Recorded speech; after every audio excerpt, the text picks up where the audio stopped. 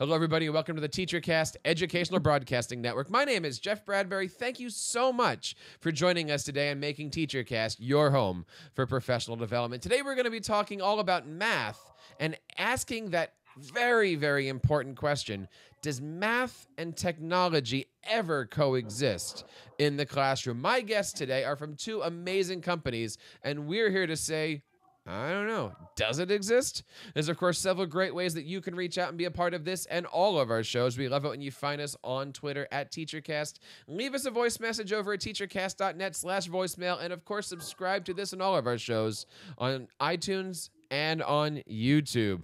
And, of course, welcome back, guys. As I go through my year as a tech coach, I have math teachers from K through 12 asking, what are you doing in my classroom? You're the Google guy. Math doesn't belong in my classroom. We need to be paper. And I've got administrators saying, Jeff, it's your job to make math go paperless. I am so excited to introduce my guest today. From the great company of Desmos, I want to introduce Eli Leberoff. Eli, how are you today? Welcome to the show. Oh, thanks for having me. I'm doing great. It's a beautiful Friday here in San Francisco. It is so nice to have you on. Desmos and TeacherCast have a long tradition of going back and forth. For those who might be new to your company, tell us a little bit about Desmos. Yeah, so Desmos started about 6 years ago. We launched first in February of 2012 with this crazy idea. So it was half kind of technological experiment. We wanted to see what was possible with this new framework of the web and not using Flash, but instead using JavaScript and HTML5 and all of this. And on the other side, we saw that that students were still using these handheld calculators that they'd spend $100 on that were from 1996. And we thought that was insane. We thought it was insane because technology's improved so much, because it was inequitable that students would have to buy these. And so we just thought we'd make a calculator. When I say we, I should clarify that there were two of us. It was me and my friend Mike Haverstock when we launched this back in 2012, pretty much working on this project.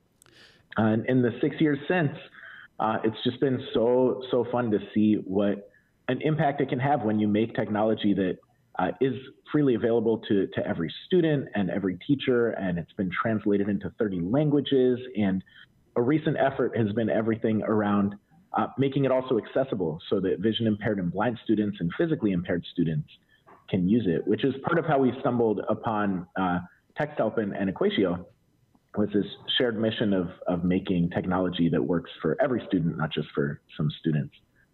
So it's been a wild ride, and really excited to be here with John and with you, Jeffrey. Well, thank you so much for being here. We absolutely love the stuff that's going on at Desmos, and I got to tell you, the teachers and students at my school district love the product, so keep it up there. Great to hear. I want to bring on our next guest. I'm a great company called TextHelp, the creators of Read and Write, a fantastic Chrome app extension. You can do a lot of stuff with it, where it actually reads for you, writes for you, translates for you, and a bunch of other stuff. I think it'll even do grocery shopping for you. I want to bring on John McGowan. John, how are you today? Welcome to the program. Well, thank you. I can't thanks enough for bringing me on here, and I'm honored to be on here with Eli as well, because he's one of my mentors in a sense and tech guru. Because one of the biggest things that I love about Desmos is how it makes math digital, and that's really been my mission in a sense. I was a teacher for 15 years and loved using Google Docs, but my students just couldn't take the time to use the equation editor and really didn't want to, and so I designed an add-on called GMath, and then that started to make the process of making math digital more easily in Google Docs. And it expanded and got really crazy. And I started talking with TextHelp about making it accessible. And so it's been a wild ride the past year and a half of me leaving the classroom and taking GMath to the next level, which is Equatio. And I got to tell you, there's got to be something going on, because, it's a full moon this week. And the other day I was sitting with our middle school principal, and she says, look, the only thing that I want you to focus on is how do we get math paperless? How do we get all of this stuff in there? We don't like the equation editor. What do you got? And I said, I'll go find something. And then I looked at my calendar and I said, oh, I've got an appointment this week with this great company that I know and I already love. Talk to us about what is Equatio. Yeah, so Equatio is, in my mind, just a way to make math digital. And we want to do that by enabling students to use the methods that they prefer for input. So one of the methods that we use is prediction. So students don't need to know the notation involved. So almost every other editor is palette-based, meaning you want to make a square root, you find the picture of a square root, press that button, and it makes it. So we want to make it easier for students who might not fully understand that concept. And so they can just start typing the word square root, and then we'll show them the associated symbol, and they can insert that as well. That's just one of the ways we do it. We use speech input, handwriting recognition, and even LaTeX if you know that. We want to enable you to use it to make your math digital. So this is something that can be used not only from a keyboard, but am I correct in thinking it has the drawing capabilities? If you're on an iPad, does it work with drawing? Does it work on a Surface tablet if you're using Chrome? What devices are good for this? And let's focus on the physical, because a lot of students might have an issue with typing equations out. Yeah, definitely. So we work with best in Chromebooks. I love the touchscreen Chromebooks that have come out. If you're using a Surface on the Chrome browser, that'll work as well. We don't work in iPads yet because the Chrome app and iPad can't run extensions. But pretty much anything that has a touch device, we want to enable you to be able to use it to use handwriting recognition. Because that's what teachers say. I want to use paper and pencil because that's the natural flow for math. What we want to do is enable that method and then digitize it, which brings along a bunch of awesomeness with accessible technology and then also computations. We want to enable it to be digital first, and then we can empower the students to respond in however they want to. And so the big news is, and I want to correct Eli here, he was saying people were using calculators from 1997. I think it's 1987 is where most people's were. You guys now have teamed up. The world's best online graphing calculator is with the world's best online helping programs out there. Talk to us a little bit about this relationship and the products that have formed out of it here. Yeah, definitely. So I think actually Desmos, my interest in incorporating Desmos goes back to 2013. I only know because I emailed Eli way back when about implementing it using the JavaScript APIs. And finally, we were able to integrate it into our new Equatio math space. So that's kind of a new document type to create math easily through those methods, but also to add drawings and freehand handwrite on top of that. And we brought it also into our Equatio desktop product, which works in Microsoft Word on Windows and Mac machines. So we launched those this past week. So you can now use a Desmos graph and insert it into your Microsoft Word document seamlessly. And then we're going to integrate that into our Chrome extension, which is Equatio for Google, in the next month. So in all of our Equatio products, you'll be able to use those methods of input and then get the graph output of Desmos, which is awesome with all the visualization and the dynamic movement. So we want to bring that input method and enable you to use the Desmos graphs like you want to. Now, the one thing I know about Desmos is that, yes, it's a powerful and amazing graphing calculator program. But, Eli, it's used for so much more. I remember going to your website, and not only do I see graphs, but kids are making pictures, and kids are making all these different kinds of things. What can you do now that Desmos and Equatio are teamed up together? Yeah, it's been such a surprise for us, the variety of ways that people use our tool. I'm sure, John, you've run into this same thing, where when you make a product that people like, and when you make it open enough and powerful enough that it can do unexpected things, students and teachers are going to absolutely blow your mind. I remember this first when we launched it. We launched it so that you could graph 10 equations at a time, because that's all that you can do on a handheld calculator, and we figured nobody would ever want more than that. And a week in, I remember the first art project came in. It was a classroom where they were all challenged to draw Mickey Mouse using circles. So we support implicit equations. You can write x squared plus y squared equals 5 or something like that. And you can graph a circle. And so the teacher thought a really fun project would be to graph Mickey Mouse, which is just a bunch of circles. And most of them were 3 or 4 equations. And one student comes in with a 30 equation graph. Now, it almost crashed our software. You're going to have to excuse the background noise. Fun fact, we actually sublease from a motorcycle repair shop. That's how we can work in San Francisco. But yeah, what we've noticed is consistently people pushing the barriers of what's possible inside of Desmos. More and more graphs, more interesting simulations and animations. We're seeing it used as early as 4th grade for introducing the Cartesian plane. And then all the way up through calculus and beyond. Nokia engineers use Desmos as their way of trying out different models and waveforms and sending them across time zones. And for us, as we saw people doing more and more interesting things, we realized that the best way that we could achieve our goal of getting this into as many students' hands as possible and having as big of an impact as possible was by creating an API that made it so that we could integrate into other products. And most of those products are what you'd expect. It's digital textbooks, it's digital assessments. The Smarter Balanced assessments now have Desmos built into it. The digital SAT in its pilots they're running this year has Desmos built into it. But some of the really interesting partnerships, and I think this one with MathSpace and Equatio is right up at the top of that list of pushing the boundaries of two products that work way better together. People are inside of that software and they want to not have to switch context. They don't want to have to take screenshots. We can simplify this process so dramatically by working together through APIs. And it's one of the really fun things about being a technologist today, is that you don't have to live inside of your own silo. We don't have to ship our software on a CD and have people install it. Instead, both of these products are on the internet, are web connected, and we can combine them in ways that makes each of them more powerful. The product being better than the sum of the parts. It's a really exciting time for that. Well, let's jump right in. John, are you able to give us a quick demonstration of this brand new marriage between Desmos and Equatio? Yeah, I'd love to. And here's Equatio. So this is our new Equatio math space that you can access at equate.io. It's EQAT.io, or you can type in equatio.texthelp.com, and it'll bring you to our new Equatio math space.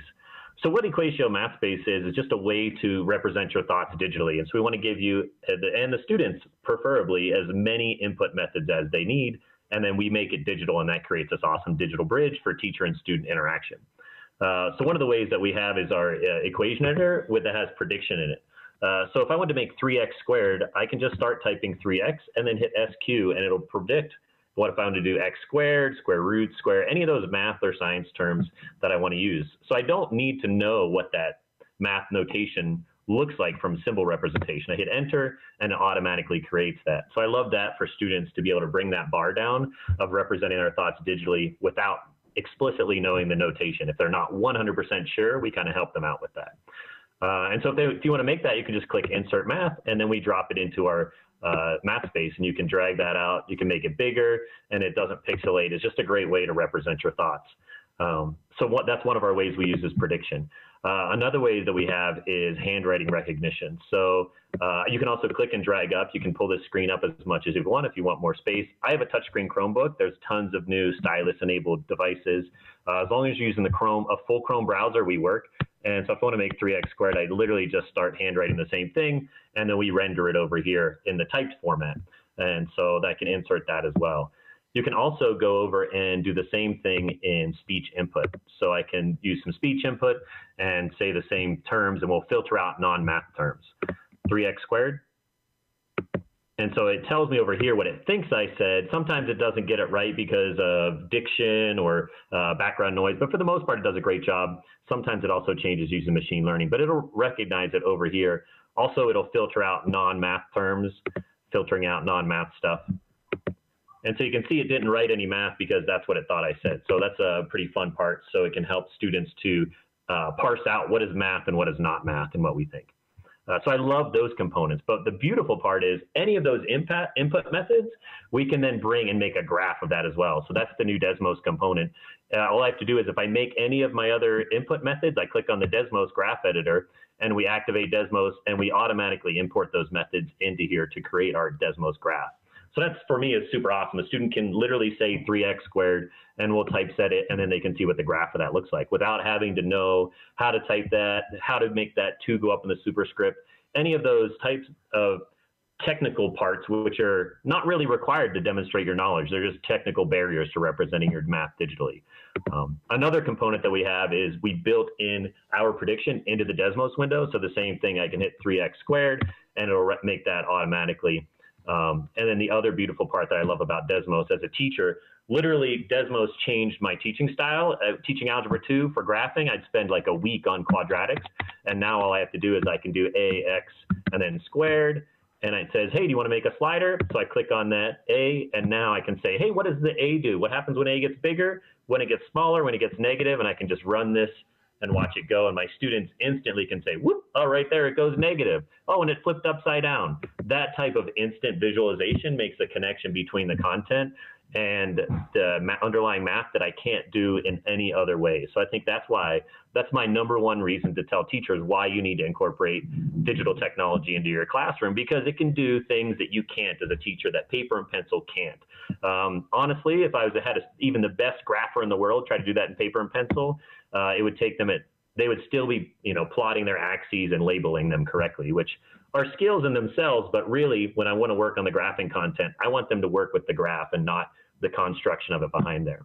So that's what I'm really excited about, is we can use all those input methods and now insert a graph into there as well. So I have like multiple modes of context. I can talk about the equation, and I can have them interact with that. So I could paste like a screenshot in, but if I want a student to edit that, then they have this visualization that they can play with, and they can then replace that graph and work in that digital realm and give a lot of their communication that is more than just a graph or more than just an equation. We can build that all in one space. And the Equatio Math Space allows you to bring this area into the G Suite, and then also you can email it and share it in its own right. That looks pretty impressive. I got to tell you, if math was that easy when I was in school, this might make more sense to me. Now, talk to me a little bit about what happens from here. How does this integrate with Google Apps? Does it go into Word, or does it go into Docs, into Slides? Where can it go from here? Yeah, so this Equatio Math Space, you can do a couple things. One of the things you can do is you can download it as a PNG. So that gives like a picture version where you can insert that into, I can go to a Google Doc and I can say, I just want to insert this image, and then I could upload that from my website or from my desktop as well. So I can just say, I want to input that Equatio image, and it'll just plop that into my Docs, Sheets, Forms, Slide, Drawing, any of those Google integrations in the G Suite. It drops them in there. The beauty of those with that accessibility is I can now use read and write's voice note and give an audio comment that talks about what is my math. So for those learners who really can't represent themselves typing, or they just do a great job of explaining their thought process verbally, we can do that as well. So it enables them to just verbally talk about it in free-form verbal language without having to go through the dictation. So you can share that downloading as a PNG, but we also have a direct integration to share. I can make a copy for each person, or I can make a copy and expect a response. And when we do that, we just make a short link that you can copy and share any way you want. We do a direct integration with Google Classroom, where it'll let you pick your Google Classroom classes, and you can pick a class and make that an assignment as well. So we just were trying to make it as easy as possible to share that. Once you get your thoughts digitally, then you want to share that, because honestly, math is about communication and tell me about your thought process and sharing that. So we want to enable the communication in any form and allow you as a student or user to use your preferred method of communication and not stick to paper and pencil. So if you want to use multiple modes, we want to allow you to do that. However you want to interact with that, we want to empower you. John, I got to tell you, that is absolutely beautiful and awesome. I know this is a brand new thing. Where do people go to sign up for this? Can a teacher pick this up and just get started, or do they need to have like a school account in order for this to work? Yeah, definitely. We want to make it as easy as possible for it to happen. So if you just Google search, or any of your favorite search engines, Equatio, it's the word equation without an N at the end of it. It'll pop up and you can get our Chrome extension installed. That'll be one of the first search results. You can also go to equate.io, and that'll bring you to our Equatio Math Space. And from there, you just need to log in one time with we have 5 providers that you can use. You can use your Google, Twitter, Microsoft, LinkedIn, or Facebook, and log in, and just the first time, and we give you access to it. So any of those methods are a way that you can install it. And from the instant, we give all of our premium features for 30 days. And then after those 30 days, if you don't sign up for a premium license, we give you just our free options, which are pretty robust in themselves. Now, Eli, as far as the stuff that Desmos can do, obviously it's a graphing calculator, but how young have you seen students interacting with the Desmos world? Yeah, so it's a interesting question with some complexity. So we now have a 4-function and a scientific calculator, and on tests we're seeing those used as early as like 3rd or 4th grade, generally starting in 5th. We also have a strict policy that if you're under 13, we don't want you to give us any information. So if you're going to use our tools, we ask strongly that you don't sign in, you don't save any graphs, for example. But it is possible to use it in elementary school, and we're seeing it used, for example, teachers putting up graphs and starting to talk about coordinates. There's some art projects you can start to do with horizontal and vertical lines. It's exciting to us. It's exciting to us, this idea that the same tool that you're using when you're a student, and even an elementary school student, is one that professionals are using as well. That makes it feel much more like math is for you. I think this is one of our goals, all of us in this space, is to make it less that math is this exclusive club that you're not invited to, and more that math is a thing that you can do. And having the tool be consistent, saying you're learning a real skill here, is really, really exciting to us. We, of course, want to know how you guys are using this amazing marriage between Desmos and TextHelp in Equatio. And I think I'm going to pick up on something that Eli just said. Please mention us with the hashtag #MathIsForYou. I love that now. That's going to be a good one. So please check out that hashtag #MathIsForYou and let us know what's going on. Guys, I know you just got this started here, but I'm going to ask you the behind-the-scenes question. What's the future of this? Where do you see this going? Is this just the beginning of a great relationship here? What can teachers see over the next 6-8 months between the great stuff that I'm seeing here? I think I'll pick up on that one and say that the best part about Desmos integration is that everything you can do on Desmos.com on their calculator, we can do in the same thing in the Equatio math space. So we're planning on allowing you to interact with more things and make that interactivity more seamless, I think. So you can see some things and then do that interactivity so you can see those visualizations. And then beyond that, to incorporate more and more of the Desmos features. So as it builds out, then we'll be able to incorporate those. For instance, as Eli was talking about, like personal identifiable information, the beautiful part of TextHelp is we don't take any of that in. So when you use our logins, we don't know any of those. So we kind of put a firewall on those, and we can allow younger students in the elementary to incorporate those graphs, especially by like importing a picture in the background and then putting that into the Equatio math space, and they can use some freehand stuff to annotate or draw on top of and use some of our manipulatives. So we have a bunch of elementary manipulatives like counting discs. And so really to incorporate more of those math representations and allow that in one space. So I'm excited to see as Desmos continues to add more functions, we can build those into the Equatio math space as well. Guys, I got to tell you, it's absolutely amazing what you guys are doing here. Where can we go to find out more information? First of all, Eli, where do we go to learn more about the great things happening at Desmos? Yeah, a few resources that are helpful there. So if you just go to www.desmos.com, you get access to the scientific, the for function, and the graphing calculator. Don't need an account. You can also find them in the app stores on Android or on Apple. If you happen to forget the name Desmos, don't worry, I don't take it personally. And if you just do a Google search for graphing calculator, we're going to be the first result. So you can also just do it that way, which is fun and relatively new. If you're looking for resources on how to use Desmos better, my favorite resource is learn.desmos.com. You want to learn about Desmos, you go to learn.desmos.com, and it has videos and tutorials and professional development templates and all of that good stuff for all of our tools. And we'll, of course, have all of those links in our show notes. John, where do we learn more about the great things happening at TextHelp? Yeah, so texthelp.com is our main site that you can find all the information, but also I love our Twitter. If you go to @TextHelp, it'll give you all of our EDU tweets, and we tweet out a bunch of information about integrations. We have a great YouTube channel that helps you with snippets of how to incorporate bits. But I also want to echo back on Eli's for that learn.desmos.com. If you're a teacher, there's some amazing pre-built resources that you can plug and play into your classroom, and that's a great way to make the math digital in your classroom. Some other amazing teachers around the world have already curated these things, and there's just an amazing trove of resources there. So I think that's a great way to incorporate any of those Desmos things into the Equatio math space as well. If you're a teacher out there that is either teaching kindergarten through 5th grade or even 6th grade through 12th grade, this is a must for you, whether it be working with your students to create Mickey Mouse or perhaps creating great slides, manipulatives, resources for your kids. Anything here that can be done, Equatio is a great way to do it. This is absolutely the answer to our questions of, can you bring math and technology together? Check everything out today. And of course, we're going to have all the great links in our show notes. And well, that's all the time we have for today on the TeacherCast podcast. My name is Jeff Bradbury, reminding you to keep up the great work in your classrooms and continue sharing your passions with your students.